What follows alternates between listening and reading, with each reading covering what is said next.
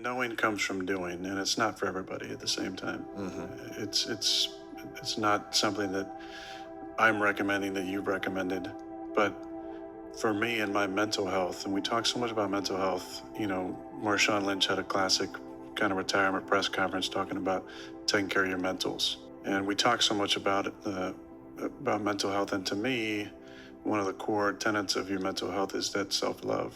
And that's what ayahuasca did for me, was help me see how to unconditionally love myself. It's only in that unconditional self-love that then I'm able to truly be able to unconditionally love others. Mm-hmm. And what better way to work on, for me, this is my own belief, but what better way to work on my mental health than to have an experience like that?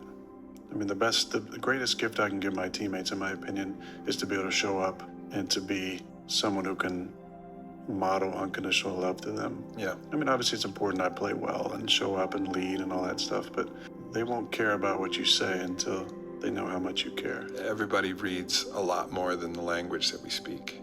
That's the biggest gift we can give. It's what we hold and what we carry. And I think the moment that you say, I love myself because, you're fucked.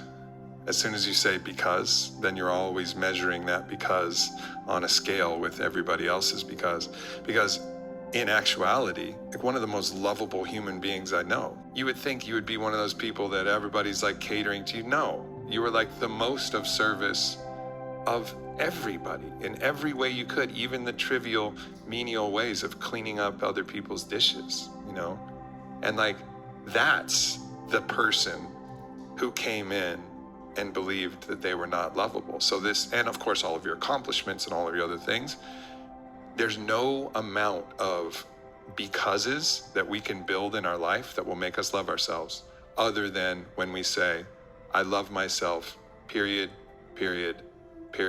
which is like saying, as soon as you go, I am, and then put something else after that, like I am smart, I am blah, blah, blah, then you're not actually in the I am. And the I am is the field of consciousness, and the I love myself is the field of love.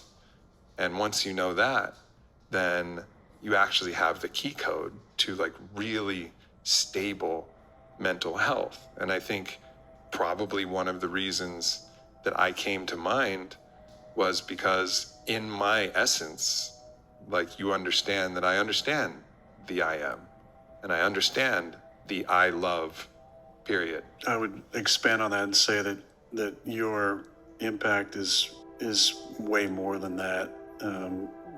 Just coming to mind in a ceremony where I needed to know who could unconditionally love me, it's redefining, I think, what a man is, which is so important. Highly successful entrepreneur, started and sold a company, in shape, manliest of men that I know, and probably the most vulnerable person that I know.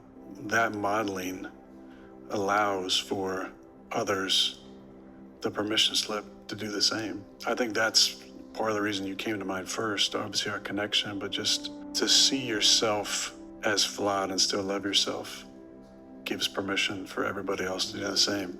And it's a vulnerability to go into those emotional moments and sit with the emotions too. I think as men, it's so easy to compress them. I did it most of my life, to repress and compress them into the depths of our being instead of just sitting with them. Mm-hmm. What does this feel like in my body? To be alive is to feel all those emotions, I think. Not just the highest of highs and the elation and the joy of, sports or sex or relationship or love or companionship, friendship, whatever it might be. It's to feel the sadness and the regret, frustration, and the depth of all those emotions is what it means to be alive. That's a gift that you give not just me as a dear friend, but the people that are in your life and your sphere of influence, listen to your podcast. And that's what we need as men. We need more men willing to be vulnerable, and that's hopefully what I can continue to take to my teammates and our sport, is to open up opportunities to have deep and meaningful conversations, to connect, to be vulnerable. On the outside, you look like the machoist of macho dudes, and although you're not great on the basketball court, posting your workouts online and Onnit and everything, but on the inside, you're a deeply, highly sensitive, vulnerable human who fucking loves with a humongous heart. And that's the modeling that we need.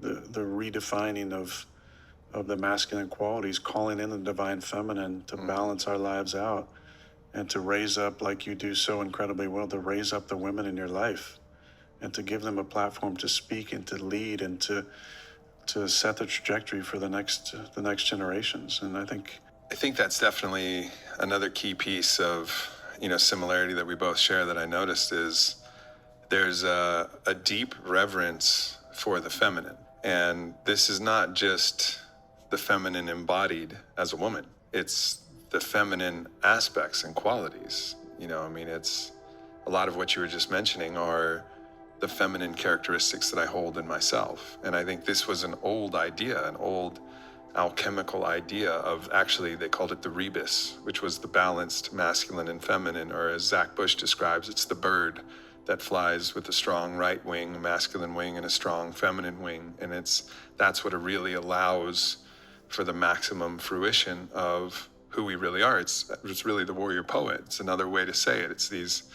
It's the embracing of these things that people have said you got to pick one or the other.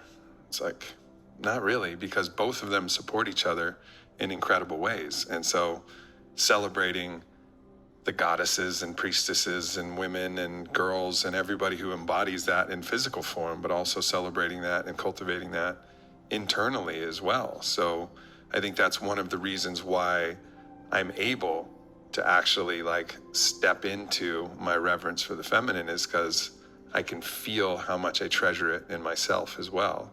And of course, I'm glamored and absolutely bedazzled by Vailana and a lot of our, a lot of the embodied goddesses, of course. In the form, it's like, wow, that's fucking incredible to see it in form. Whoa, that's a special thing. But also the deep appreciation of where that comes inside and the permission to actually experience that.